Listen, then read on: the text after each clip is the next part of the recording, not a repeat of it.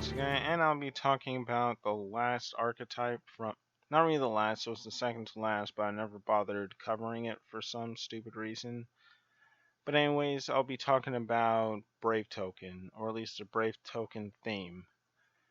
Most of these cards, if not all of them, don't really share an archetype name, but they do revolve around a specific monster, or at least a specific monster token. I'll just get right into this and save you guys the trouble. First card we have is Aramesia no Gi, or Rite of Ar- the Aramesia, and it's a normal spell, and your entire deck is going to revolve around resolving it. FYI. Or at least for now it will. At least for now it will. And its effect reads, if you control no Brave tokens, special summon one Brave token. It's a fairy earth level 4 with 2000 attack and 2000 defense. Then if you do not control Journey of Destiny, you can place one Journey of Destiny from your deck face up in your spell and trap zone. Next monster we have is Magicite Warrior of the Ruins. And it's a level 4 Fire Warrior effect monster with 2300 attack and 1000 defense. And its effect reads, or at least its effects read, while you control a Brave token, you can special summon this card from your hand. Second effect, you cannot attack while you control no Brave tokens.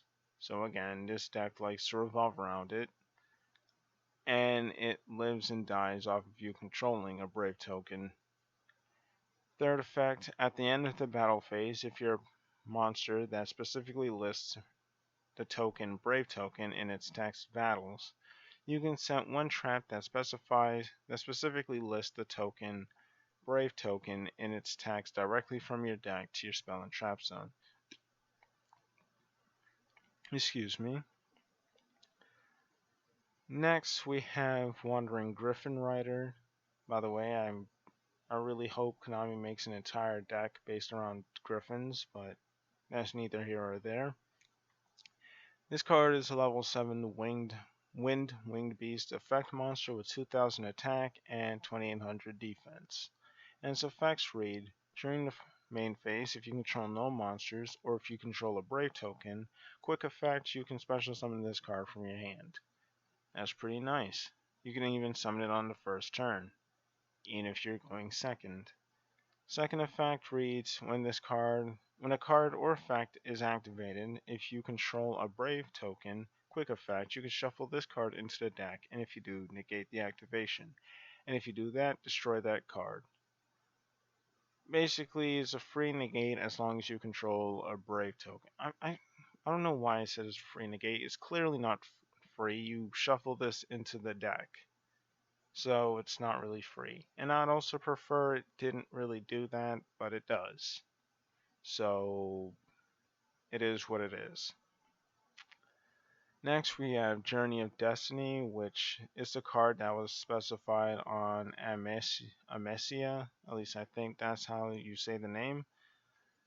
It's a continuous spell card, and its effect reads, during your main phase, you can add to your hand one monster from your deck that specifically lists the token Brave token in its text. Then you can send one card from your hand to the graveyard. That discard is unnecessary, but it is whatever. Second effect reads, if a monster is normal or special summoned, you can add to your hand or equip one Brave token you control. Equip to one Brave token you control, one equip spell from your deck that specifically lists the token Brave token in its text. And the third effect reads, if each turn, the first time a monster's you control will be destroyed by battle while it's equipped with an equip card, it is not destroyed. Next, for the equip cards, we have Noble Arms of Light Daniel, and its first effect reads, you can only control one Noble Arms of Light not Daniel, but Daniel. And the second effect reads, the equipped monster gains 500 attack for each monster with a different name you control that specifically lists the token, Brave token, in its text. So you can potentially get your Brave token up to pretty big attacks, and the Brave token already has a base attack of 2,000. So you can potentially get it up to like 3,000 or 3,500, but that is whatever. And the third effect, it reads, if this card is sent to the graveyard, you can target one Brave token you control, equip this card to that monster you control. Yeah, so it basically functions like a Noble Arms card. You know, the ones that are specifically made for Noble Knights. Next we have Starlit Papillon, which, by the way, when are we getting Butterspy support, Konami? Oh, I said that so weird. Anyways, first effect reads, you can only control one Starlit Papillon, which, obvious. Second effect reads, monsters your opponent controls lose 500 attack for each monster with a different name you control that specifically lists the token Brave token in its text. Basically an inverse on Daniel. And the third effect reads, if this card is sent to the graveyard, you can target one Brave token you control, equip this card to that monster you control. So basically the same first and third effect, and the second effect is practically the same, just inversed. And next and lastly, for the equipped spells, we have Draco back, the Dragon Steed. And its first effect reads, you can control one Draco back, the Dragon Steed, obviously. Second effect, while this card is equipped to a non-effect monster, which is obviously going to be your Brave token, you can target one card your opponent controls, return it to the hand. So it's basically kind of like a compulse, it's just not a quick effect. I mean, it's still good, just not as good as compulse somehow. And the third effect reads, if this card is sent to the graveyard, you can target. You get the gist. Now for the field spells. We have Zararaham, the Dark Temple, and its first effect reads, while you control a monster equipped with the Noble Arms like Dano, your opponent cannot activate cards or effects during the battle phase. Second effect, once per turn, when your Brave token destroys an opponent's monster by battle, you can inflict damage to your opponent equal to that monster's original attack, which is actually going to be pretty easy to do since, Daniel increases your attack and you can potentially get its attack up really high. And if you punch over an opponent's monster, you can do devastating damage, and by devastating, I mean you're probably going to be doing 1,000 to 2,000 points of damage, plus the burn damage that this card likes to inflict. And for the third effect, once per turn, if you activate this card's second effect previously this turn, you can add to your hand one field spell from your deck or graveyard that specifically lists the token, Brave token in its text, except Zararaham, the Dark Temple.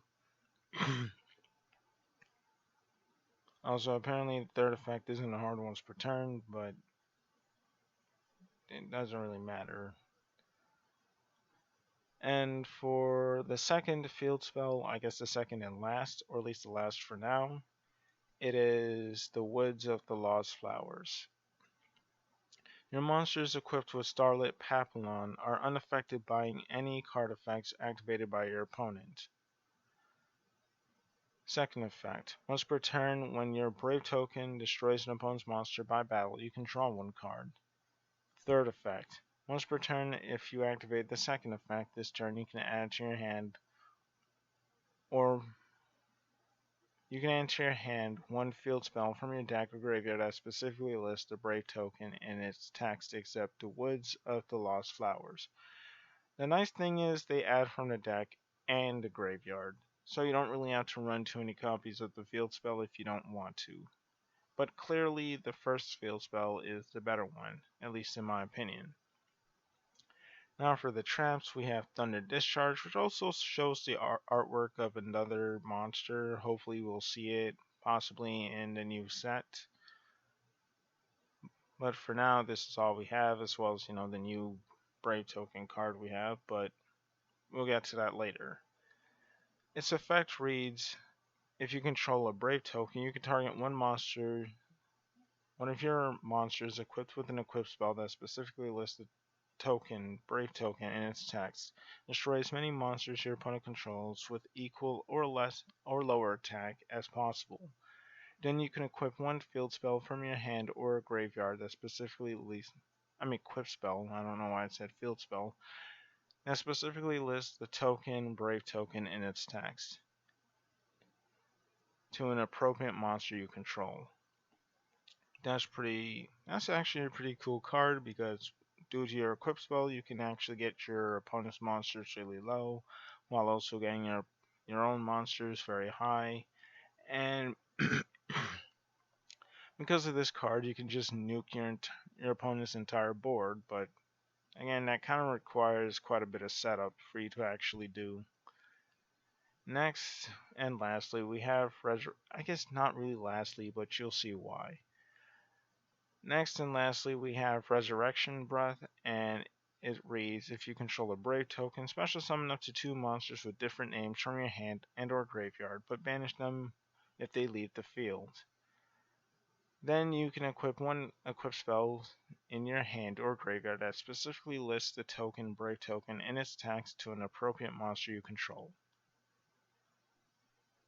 So it's kind of like a slower Inferno launcher.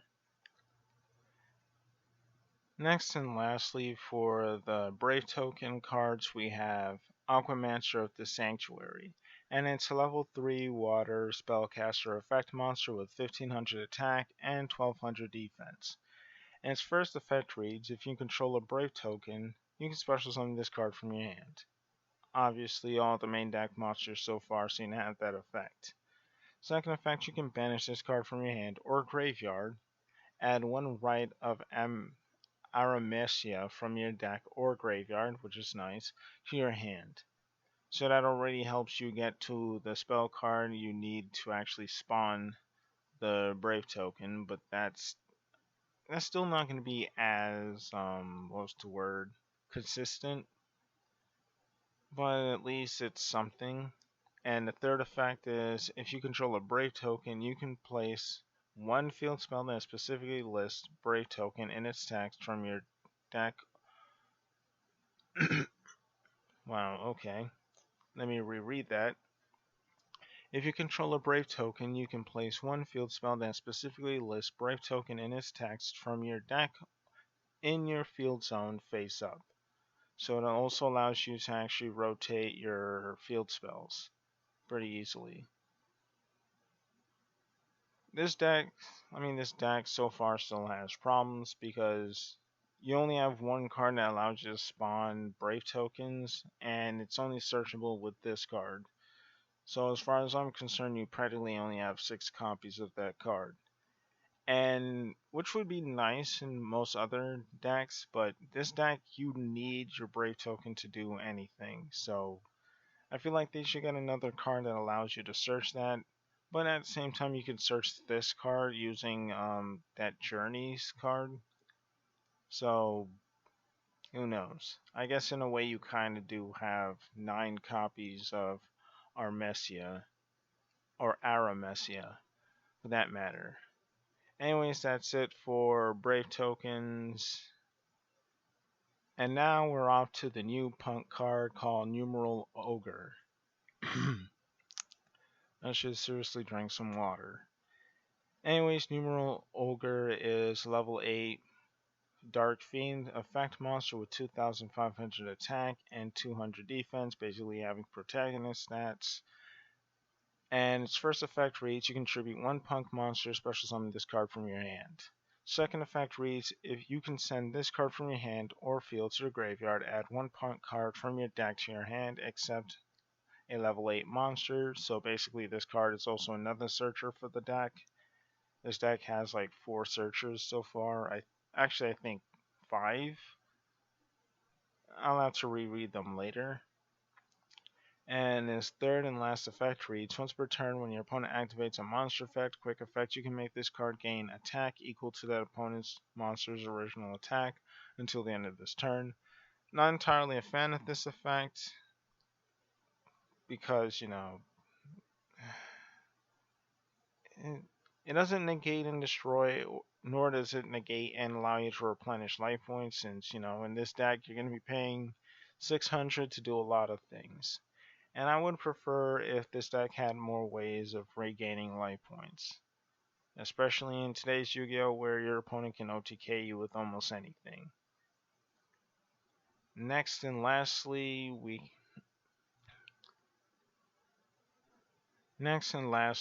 is Exorcister packs. And it's essentially an additional rota for the deck. I guess I shouldn't say additional.